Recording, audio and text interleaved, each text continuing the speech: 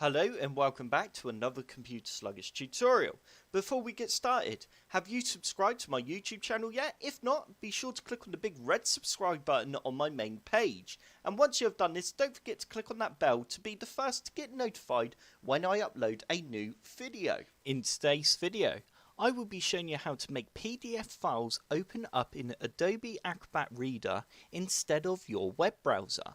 To do this, all you need to do is go down to the bottom left hand corner of your screen and type in default apps. You now need to open up default apps, and you now need to scroll down and click on choose default apps by file type.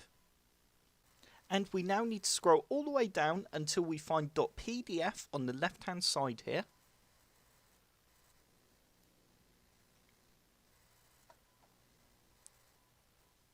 Once you have found .pdf, you now need to click on this section here.